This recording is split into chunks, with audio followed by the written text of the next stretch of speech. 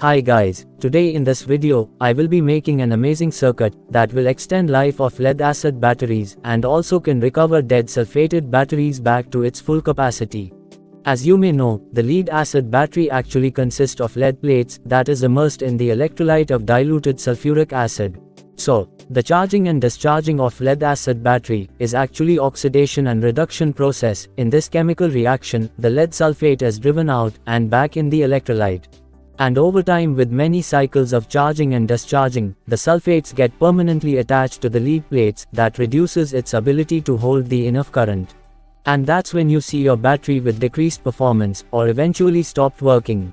To protect or recover the battery from this situation, a battery needs to be connected or charged with high amplitude pulses generator, which will desulfate the lead plates and dissolve sulfates back into electrolyte. I designed the simple circuit diagram and used 555 timer IC with some other components to generate the high amplitude pulses, and with P-channel MOSFET to send these pulses to same power source of the circuit. Then I converted the circuit diagram to PCB, and the PCB is going to be look like this. You can download both circuit diagram and PCB files, link is in video description.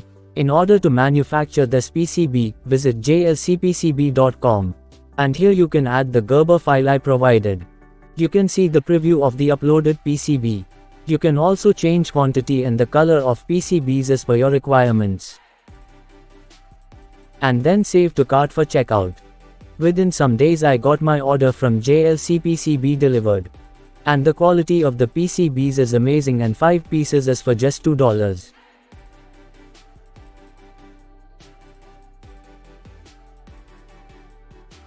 And now it is time to assemble the PCB.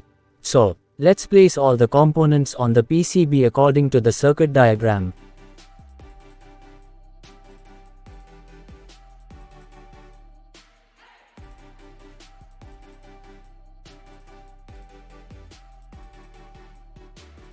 And after spending some time with the soldering process, I cleaned the PCB with isopropyl alcohol.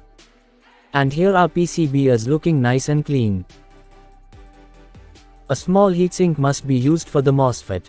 Add little thermal paste for effective heat dissipation from MOSFET. And screw heatsink at its place.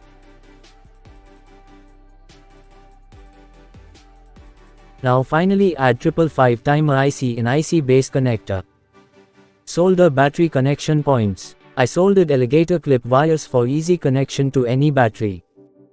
Now first let's see how the circuit actually works. Here is DC output wires from charger.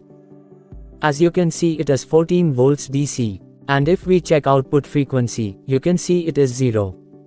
Now when we connect the circuit, you can see it adds near about 2 kHz frequency to this DC output.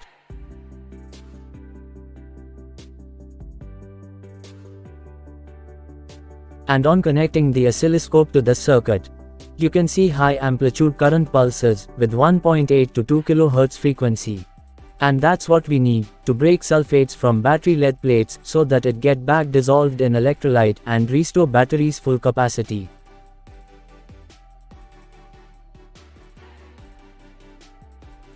Here you can see, in 30 days test, one of my battery plates is almost desulfated and gray sulfates was dissolved back in electrolyte. And the battery was restored to its full capacity, and you'll obviously notice enhancement in backup time also.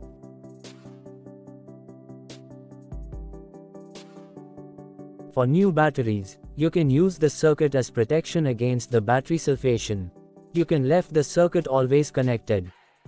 It will just draw about 32 mA of little current, and in return, it will add huge protection to your battery.